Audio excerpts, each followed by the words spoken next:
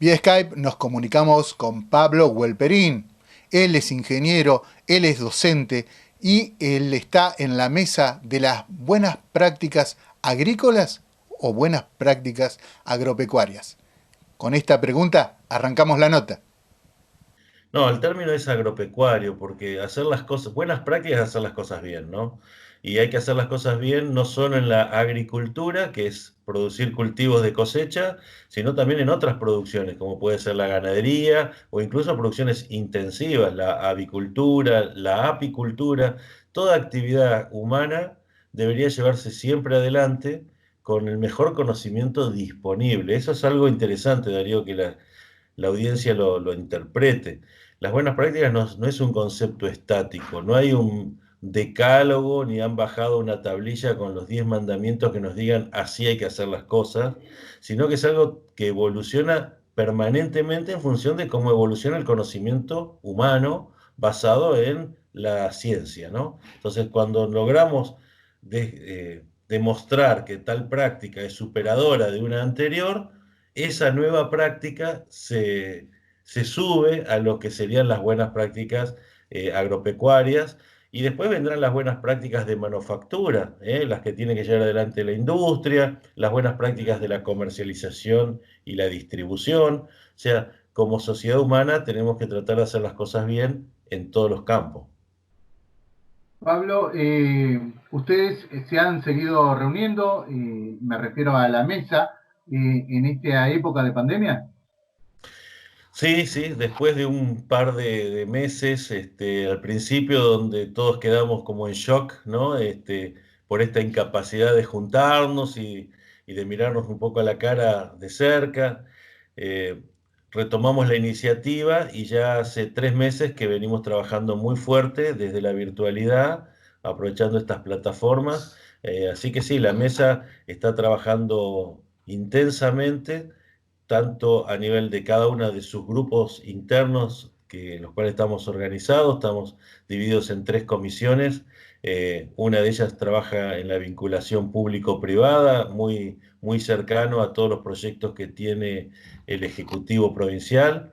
Eh, Otro grupo está trabajando en cuestiones más técnicas, de promoción, de buenas prácticas para hacia adentro de la producción agropecuaria y comunicar hacia la sociedad, y el otro grupo específicamente de comunicación para mejorar el nivel de conocimiento que tiene la sociedad sobre cómo se hacen y por qué se hacen las cosas en el campo hoy en día. Pero además trabajan muy fuerte con lo que es los productores, porque días atrás hubo una capacitación. Sí, estamos intentando que el productor se suba a este concepto de buenas prácticas y las implemente. Fundamentalmente hay dos actividades que ya pasan, una de ellas ya es obligatoria, que es toda la actividad la frutícola, ¿no? Que este, hoy debe implementar buenas prácticas por ley, y el año que viene se suma la producción hortícola también a esta obligatoriedad. Así que bueno, ya son dos actividades que el Estado, esto ya arrancó en el gobierno anterior, eh, ha decidido que son dos actividades que tienen obligatoriamente que implementar buenas prácticas. Y esto tiene una lógica que la Red Nacional de Buenas Prácticas y cada una de las mesas provinciales apoyamos, y es que hay que aplicar el sentido común y el criterio lógico en la medida de hacer los cambios, ¿no? Hay actividades que tienen un impacto o una vinculación mucho más estrecha con nuestra vida diaria y nuestra salud, que son todos los productos que consumimos frescos. ¿No? Es decir, hoy que nos llegue a la mesa una ensalada, una verdura, una lechuga, un tomate, que se produjo bajo todas las pautas necesarias de inocuidad para asegurarnos que ese alimento es sano, es mucho más importante, sin que esto sea, estoy diciendo un orden de prioridad, no estoy diciendo que no sea importante, pero si nosotros pensamos en, por ejemplo, un grano de soja, que va a pasar por una industria que le va a extraer el aceite y la harina. Luego esa harina va a ser procesada en un alimento balanceado que va a consumir un animal, puede ser un bovino en un feedlot.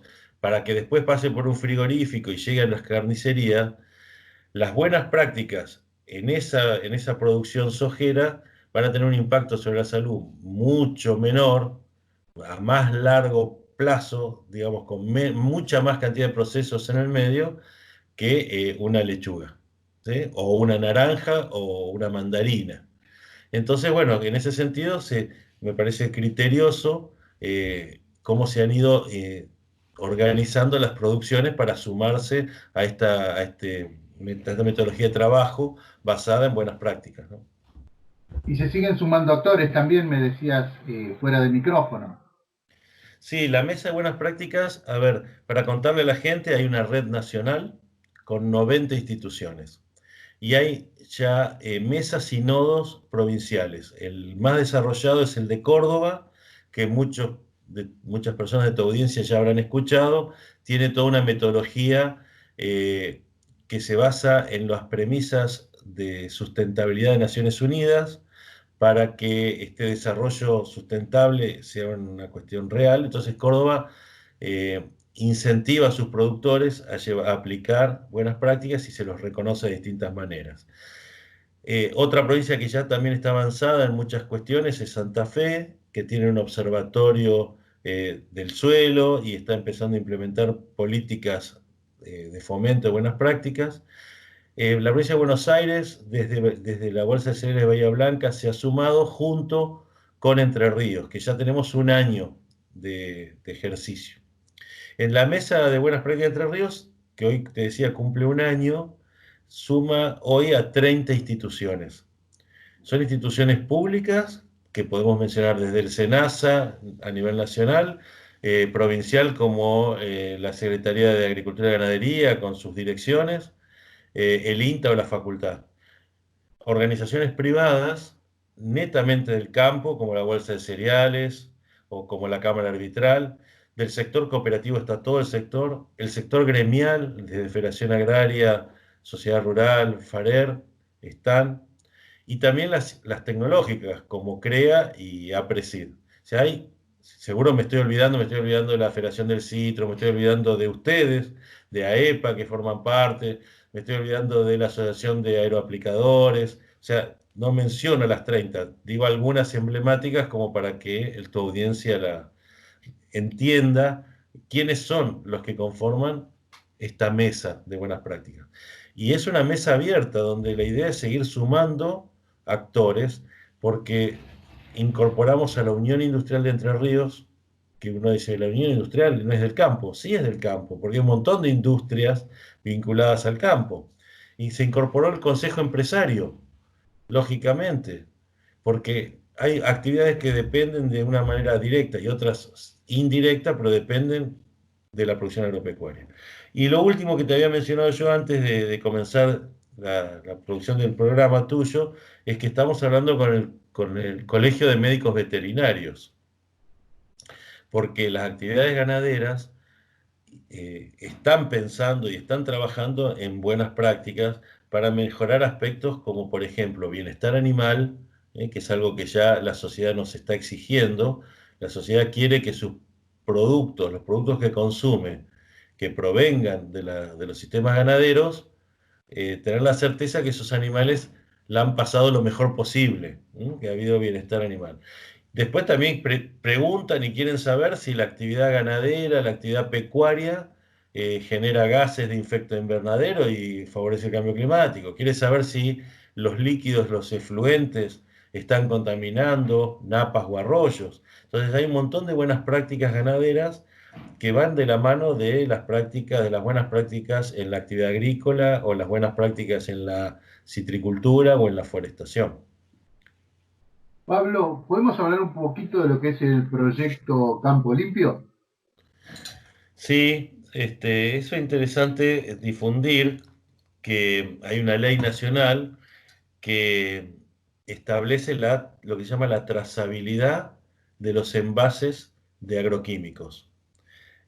Pone en la industria como fabricante de los agroquímicos que se utilizan en el país la responsabilidad de que esos envases no contaminen el medio ambiente. Es decir, que vuelvan a su... Es como que los prestan para transportar el producto, pero tienen que volver a la industria. Por este motivo,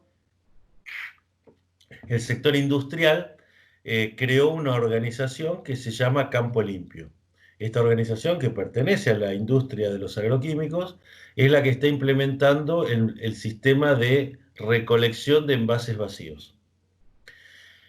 El sistema va a tener dos aspectos, un aspecto tecnológico y un aspecto práctico. El tecnológico es un software, un programa a nivel nacional, donde cada productor va a tener una cuenta corriente de envases, un debe y haber. Es decir, yo productor voy, compro productos, me anotan, se llevó 20 envases. Dentro del año, yo, productor, si quiero volver a comprar agroquímicos, tengo que devolver los 20 envases. ¿Mm? Es decir, mi cuenta corriente siempre tiene que estar en cero, o dentro del año de tolerancia. Eso es el sistema, y ese sistema lo está haciendo el Ministerio de Agroindustria de la Nación en colaboración con SENASA y con la Secretaría de Ambiente de la Nación. Ese es el programa de trazabilidad. Por otro lado está la cuestión práctica. Bueno, muy bien, el productor se lleva el envase. Después que lo usó, ¿qué hace? Entonces el productor tiene la responsabilidad de devolver el envase con el triple lavado y el perforado, es decir, inhabilitado para cualquier otro uso que no sea reciclado. El triple lavado garantiza la eliminación del 99% del contenido de químicos que hubiera tenido adentro. Se puede hacer por un sistema de triple enjuague o por lavado a presión, que hoy la mayoría de los equipos cuentan, y luego se perfora en la base para inutilizarlo.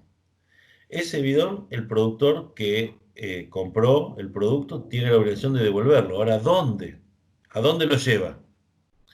Para esto se van a empezar a construir a lo largo de este año lo que se llaman CAT, Centros de Almacenaje Transitorio. Estos CAT la inversión la va a hacer Campo Limpio, es decir, la erogación económica la va a hacer la industria.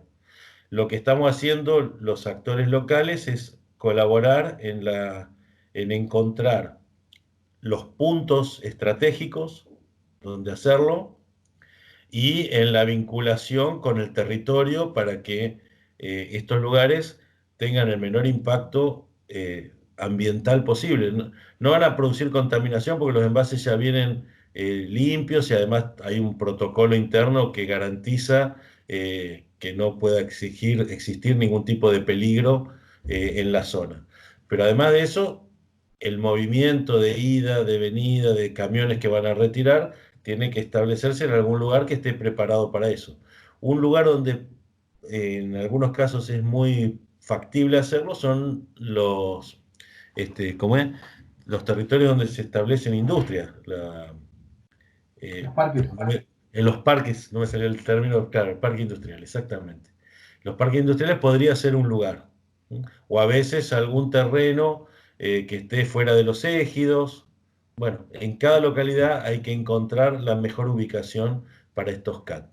Y bueno, estamos trabajando muy, muy cercanos a Campo Limpio como organización, colaborando en todo lo posible porque queremos que dentro del plazo establecido los CAT sean una realidad en la provincia y que los envases empiecen a funcionar en este sistema de reciclado para que el plástico vuelva a la industria y se termine en un caño que sirva para una cloaca o en cualquier otro tipo de producto y no sea un contaminante del ambiente. Pablo, se está organizando, están trabajando ustedes también en una jornada dedicada a los productores sobre aplicaciones, sobre aplicadores. Sí, otra de las actividades de la mesa que estamos llevando adelante con la Dirección General de Agricultura es la implementación concreta, real, del decreto que organiza o reglamenta, valga la redundancia, cómo se pueden hacer las aplicaciones alrededor de las escuelas rurales. Sabemos que hay alrededor de 850 escuelas rurales en la provincia de Entre Ríos, que hubo todo un litigio judicial alrededor de estas escuelas, con prohibiciones, etcétera, hasta que finalmente el Ejecutivo Provincial emitió un decreto que fue ratificado por el Superior Tribunal de Justicia de la provincia. Ese decreto hoy vigente establece ciertas condiciones para que se puedan hacer las aplicaciones en estas áreas, ¿no?, circundantes a las escuelas.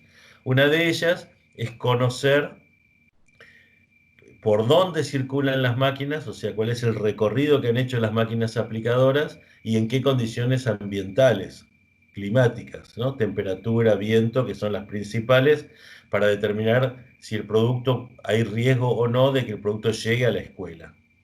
A pesar de que hay otras normas que se hacen en contraturno, con los chicos sin estar en la escuela y otras condiciones más, pero específicamente una es conocer por dónde circulan las máquinas y qué condiciones climáticas. Bueno, esta jornada va a poner a disposición cuál es la principal oferta que hoy hay tecnológica en el país para que el productor pueda incorporarla a sus equipos y algunos mecanismos de financiación para que esta erogación, que no es poca, una cifra considerable, la puedan hacer todos los productores involucrados, pues sabemos que hay algunos casos de pequeños establecimientos que no le va a resultar tan sencillo incorporar la tecnología que estoy mencionando, ¿no? Así que bueno, no es solo la tecnología, sino cómo acceder a la tecnología. Pero es algo que tenemos que hacer porque hoy por hoy este decreto lo establece y bueno, como hay que cumplir las normas. Pablo, vos también estás en APRESID y también Sí, están con un proyecto que se llama Siempre Verde. sí, agricultura siempre verde. Esto no es nuevo. Hace varios años que se está trabajando en tecnologías de cultivo de servicio, por ejemplo, que es reemplazar la forma de producir en agricultura, donde entre una cosecha y la cosecha siguiente había un periodo de tiempo en el cual el campo estaba sin producir absolutamente nada. Ese periodo de tiempo es el periodo que se llama barbecho. Cuando la gente escuche la palabra barbecho, bueno, muchos de tu audiencia saben de qué estoy hablando, pero hay mucha gente que te escucha que por ahí no es específicamente del campo. Bueno, explicarles que el barbecho es ese tiempo que va desde que yo cosecho un cultivo hasta que siembro el siguiente, esos meses. Bueno, hace muchos años en Argentina ese barbecho se hacía con labranzas, o sea, venía el tractor y movía la tierra, araba y movía la tierra para dejar llegar a la siembra con un terreno con tierra arada, removida, y en nuestra provincia eso produjo destrozos por erosión hídrica en nuestros suelos, por nuestro relieve, y por suerte encontramos en la siembra directa un sistema que evita las labranzas. Ahí mejoramos muchísimo, porque redujimos sustancialmente la erosión hídrica. Pero ¿qué pasó? Todos esos meses en los cuales no hay labranza, todos esos meses de barbecho, la naturaleza es sabia y germinan semillas de malezas. Algunas de difícil control. Entonces, cuando el productor llega a la siembra siguiente, se encuentra que su campo está invadido por malezas y no puede sembrar. Entonces empezó a utilizar agroquímicos que maten las malezas, reemplazando las labranzas, ¿no? Si antes nacía un yuyo, le mandaba un fierro y lo mataba con la labranza, la tierra se iba con erosión. Ahora no, cuida el suelo, pero el yuyo sigue viniendo. ¿Qué hace el productor? Agroquímicos.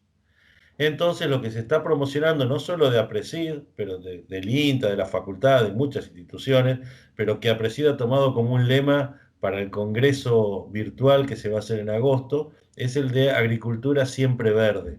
Es reemplazar ese periodo de campo desnudo, campo sin cobertura, por algo que lo ocupe, algo vivo que lo ocupe, que no sea una maleza, que sea un cultivo de cobertura, un cultivo que ocupe el terreno y trabaje para el productor matando las malezas. Matándolas, pero ¿cómo? Porque compite con la maleza, la ahoga y evita que se desarrolle. Entonces, cuando llega el momento de sembrar, mi cultivo es lo único que está ocupando mi campo, veo de qué manera lo elimino a mi cultivo de servicio. Hay mecanismos que ni siquiera ocupan agroquímicos ahí porque se pueden aplastar con un rolo, algo físico, y siembro. Entonces evité el uso de 2, 3, 4 aplicaciones de agroquímicos. Hay mediciones, hay colegas que han logrado cero agroquímico con cultivos de servicio. Y en otros casos, una aplicación o dos. Estamos en el orden del 50, entre el 30 y el 70% promedio de reducción de herbicidas utilizando esta tecnología. En esa Incluso dirección, insecticidas, Pablo.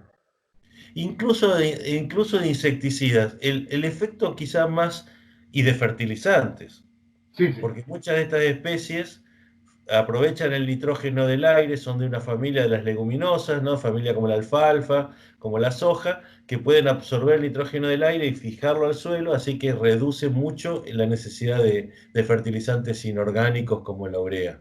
Así que fertiliza, aporta materia orgánica por raíces y hojas, controla malezas evitando el nacimiento o compitiendo, y después está el tema de los insectos y las enfermedades. En estos dos campos había dudas, había dudas. ¿Por qué? Porque decían, che, ¿no será que ahí adentro van a estar las plagas esperando a nuestro cultivo? Como en un hábitat ahí protegidas, diciendo, bueno, estoy adentro del cultivo de servicio, me quedo a vivir acá en esta vicia, en esta cebada, en esta avena, me quedo acá esperando que este gringo siembre. Cuando siembre, salgo y se le agarro el cultivo. No está pasando eso. ¿Por qué? Porque en los cultivos de servicio no se aplica ningún producto químico y están creciendo las poblaciones de insectos benéficos.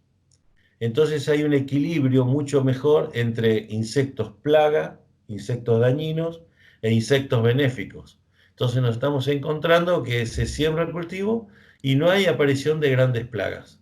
Otro problema podrían ser las enfermedades por ese ambiente húmedo. Bueno, hay que trabajarlo porque eso sí, es un ambiente mucho más propenso para algunos hongos. Entonces, bueno, hay estrategias para eso también. Pero bueno, eh, lo interesante es que toda la audiencia entienda que cuando hablamos, un poco al principio de tu entrevista, ¿no? Buenas prácticas agropecuarias, concepto dinámico que va incorporando todo el tiempo, va incorporando conocimiento. Pablo, algo más para agregar para lo que resta del año, los proyectos, más allá de esto que estamos hablando, porque como vos decías, se sigue reuniendo la mesa, siguen creando nuevas actividades y esto realmente, a pesar de la situación, es muy dinámico.